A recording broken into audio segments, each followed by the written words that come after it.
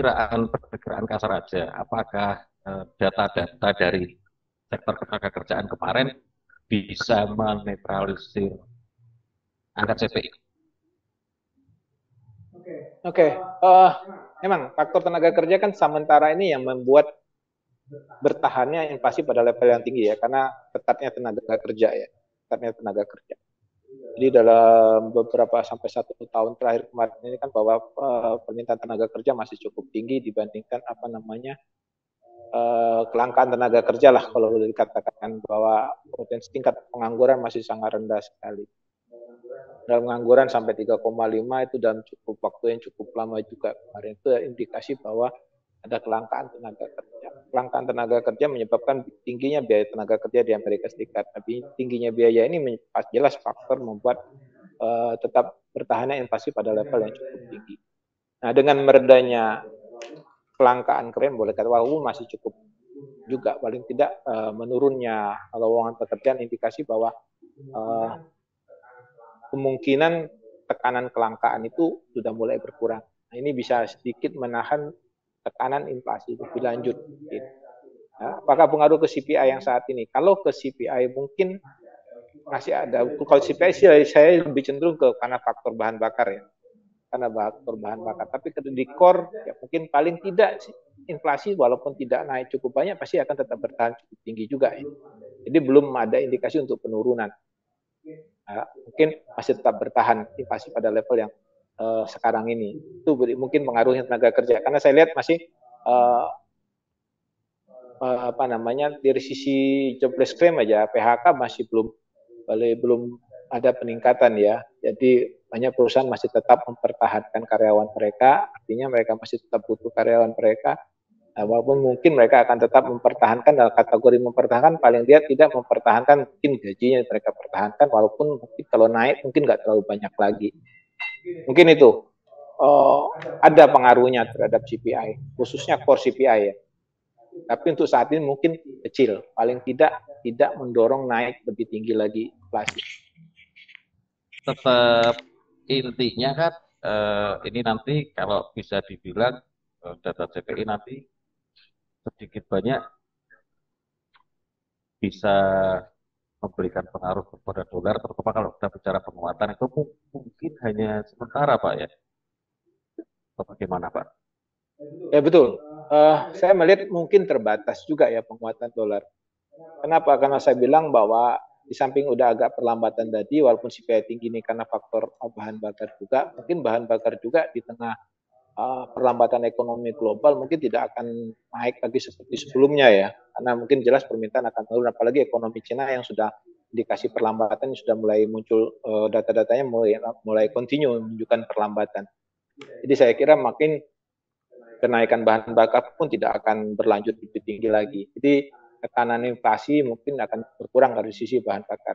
Ekonomi global juga melambat, ini indikasi juga bahwa uh, uh, artinya bahwa tekanan kenaikan ekonomi juga nggak akan signifikan naiknya. Apalagi The Fed masih dalam, apalagi khususnya di Amerika suku bunga kan pada level yang cukup tinggi ya dalam 15 tahun terakhir.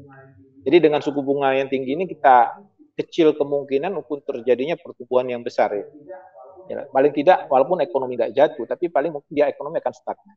Nah, ekonomi stagnan ini artinya potensi untuk penguatan dolar lebih lanjut karena faktor kenaikan suku bunga jelas sudah mulai terbatas. Karena berapa kuat sih The Fed menaikkan suku bunga lagi, ibaratnya kan gitu. Tekanan inflasi kan juga walaupun masih tinggi tetap tidak lebih kuat dari sebelumnya. Jelas The Fed ada keterbatasan dalam untuk peluang menaikkan suku bunga. Jadi ini mungkin masih agak sedikit mulai mengurangi penguatan dolar juga. Kemudian juga memang untuk saat ini karena data ekonomi di negara-negara yang lain juga masih belum menunjukkan perbaikan, masih dolar masih sebagai tumpuan ya untuk sebagai safe haven juga. Itu bisa masih tetap juga dolar boleh katakan stabil dengan posisi kuat saat ini. Tapi yang kita juga jangan lupa bahwa isu penguatan yen juga akan sedikit membantu melemahkan dolar juga nantinya ya, indeks dolar juga. Oke, berarti kalau kalau begitu re, hampir hampir terlihat bahwa reaksi pasar respon respon awal pasar mestinya dolarnya menguat dulu Pak ya, dengan catatan sesuai forecast atau lebih. Ya, betul, betul. Walaupun saya lihat nanti penguatannya pasti akan ada terbatas juga ya. Ya itu tadi banyak saya Hmm. penjelasan tadi bahwa untuk panjangnya mungkin memang belum cukup. Ada alasan untuk tetap stay kalau jangka panjang untuk dolarnya. Kalau untuk PPI-nya sendiri Pak, kira-kira nanti Ya, berpengaruh nggak ke data CPI nanti malam? ya mungkin untuk PPI ya bisa Ya, sih mungkin artinya karena kita lihat saat ini kan fokus adalah kenaikan bahan bakar itu. Jadi fokus jelas mungkin PPI juga akan sejalan lah mungkin menurut saya dengan CPI-nya nanti ya. Pasti akan sejalan juga. Kecuali yang core-nya nanti mungkin agak berbeda lah. Mungkin yang big core. Ya memang kalau kita khususnya ya kalau kita fokus efeknya ini ke pasar gold misalnya nanti ya. Dan mungkin kelihatan pasar gold sekarang ini kan mungkin pasar mengalami tekanan harga emas mengalami tekanan karena faktor isu kenaikan apa namanya isu pengetatan lagi karena perkiraan data CPI yang tinggi ini ya. Itu perlu juga akan sedikit mempengaruhi koreksi terhadap gold. Tapi seberapa besar koreksi terhadap gold ini yang mungkin kita harus hati-hati melihatnya. Kenapa saya lihat hati-hati? Satu, dengan tingginya CPI otomatis nilai tukar dolar harusnya terhadap emas sebagai lindung nilai inflasi harusnya juga agak meningkat ya harusnya ya. Harusnya meningkat walaupun nanti kenaikan emas terbatas karena penguatan dolar itu sendiri, tapi nilai dolar terhadap emas mungkin akan mengalami penurunan. Ini yang mungkin menurut saya yang akan mengurangi juga tekanan turun besar harga emas di saat dolar menguat terhadap currency yang lain ya. Kenapa saya bilang dolar menguat bisa menguat terhadap currency yang lain, tapi terhadap gold sendiri karena dolar melemah karena faktor inflasi itu akan sedikit menahan penurunan emas di saat dolar menguat pada currency yang lain. Jadi karena inflasi yang masih tinggi, jelas mungkin nilai tukar kan otomatis akan menjadi lemah ya, khususnya terhadap emas, karena emas sebagai lindung nilai inflasi. Ini yang perlu menjadi fokus kita juga di pasar emas khususnya, karena kita tahu bahwa apabila ada penguatan dolar, selama ini akan ada cenderungan koreksi terhadap emas. Apabila ada tren penguatan dolar, maka akan ada tren negatif emasnya tren negatif. Tapi kalau dilihat level karena faktor inflasi ini, walaupun nanti ada efek koreksi terhadap emas, menurut saya uh, perkiraan penurunan emas masih sangat terbatas juga. ya Itu kalau dikaitkan mungkin dengan karena sama. harga komoditas emas ya. Oke, oke. Oke Pak, baik Pak, terima kasih Pak. Ini benar-benar sangat berguna banget.